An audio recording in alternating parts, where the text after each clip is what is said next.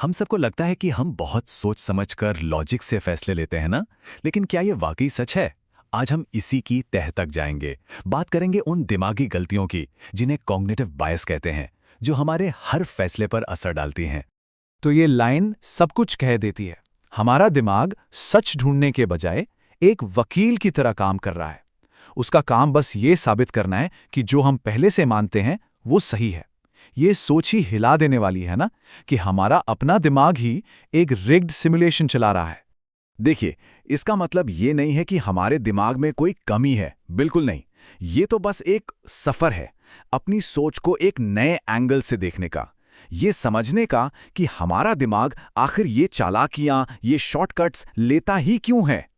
और यही तो सबसे दिलचस्प बात है। ये जो मेंटल शॉर्टकट्स हैं, ये कोई ग्लिच या एरर नहीं है। ये तो हमारे दिमाग का एक फीचर है। सोचिए, ये हमारे डीएनए में बसे हैं, हजारों सालों के एवोल्यूशन से बने हैं, और एक जमाने में यही हमारी जान बचाने के काम आते थे। इसे ऐसे समझिए, हमारा जो दिमागी सॉफ्टवेयर है ना, वो एक बिल्कुल अलग दुनिया के लिए और अलग तरह की मुश्किलों के लिए लिखा गया था। ये एक तरह की एंशिएंट सर्वाइवल किट है। हजारों साल पहले ये कमाल की चीज थी, पर आज की मॉडर्न दुनिया में कभी कभी ये थोड़ी गड़बड़ कर देती है। और यहीं पे सारा खेल बिगड़ जाता है।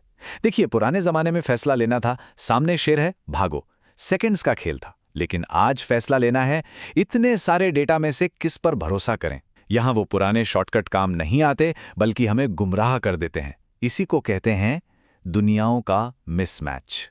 तो अब बात करते हैं कुछ ऐसे ही आम दिमागी जालों की। ये वो ग्लिचेस हैं जो हमारे सिमुलेशन में घुस आते हैं और हमारी रोजमर्रा की जिंदगी में सही फैसले लेने में रुकावट डालते हैं। तो सबसे पहला और शायद सबसे कॉमन ट्रैप है संक कॉस्ट फैलेसी, मतलब डूबी हुई लागत का भ्रम। ये वो सिचुएशन है जब हम किसी चीज में सिर्फ इसलिए फंसे रहते हैं क्योंकि हम उसमें पहले ही अपना बहुत सारा पैसा, वक्त या मेहनत लगा चुके होते हैं, भले ही हमें पता हो कि अब आगे कुछ नहीं होने वाला। अरे, ये तो हम सबने कभी ना कभी किया है।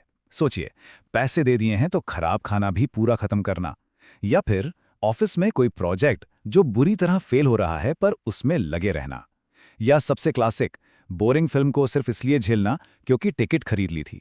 हमारा दिमाग बस ये सोचता है, अरे इतना सब लगाया है, अब कैसे छोड़ दें। अच्छा, अब आते हैं दूसरे बड़े चाल पर, कन्फर्मेशन बायस। और सच कहूं तो यही वो असली धांधली वाला सिमुलेशन है। इसमें हमारा दिमाग एक जासूस बन जाता है, लेकिन वो सच नहीं ढूंढता। वो सिर्फ ऐसे सुराग ढूंढता है जो हमारी पहले से बनी हुई राय को सही साबित कर सकें। इसका सबसे बड़ा एग्जाम्पल तो आजकल हर जगह दिखता है, खासकर पॉलिटिक्स में। एक ही खबर को दो अलग अलग विचारधारा वाले लोग देखते हैं और दोनों बिल्कुल उल्टा मतलब निकालते हैं। क्यों? क्योंकि वो सच नहीं ढूंढ रहे। उनका दिमाग तो बस अपनी टीम के लिए पॉइंट स्कोर कर रहा है, अपनी सोच को पक्का कर रहा है। तो सवाल ये है कि इस रिग्ड सिमुलेशन को तोड़ा कैसे जाए? क्या इसका कोई तरीका है? जी हां, बिल्कुल है। और जवाब है कुछ ऐसे रूल्स, कुछ ऐसे ओवरराइड कोड्स बनाना जो हमारे दिमाग की इस ऑटोमेटिक बायस सोच को ब्रेक कर सकें। और एक बात साफ समझ लेनी चाहिए, सिर्फ ये चाहने से कि मैं और लॉजिकल बनूंगा कुछ नहीं होगा। ये पैसिव उम्मीद का खेल नहीं है। इसके लिए हमें कुछ ठोस, कुछ एक्शन लेने वाले नियम चाहिए होंगे। तो ये रहे वो दो नियम जो दिमाग के लिए एक हार्ड रीसेट बटन की तरह हैं।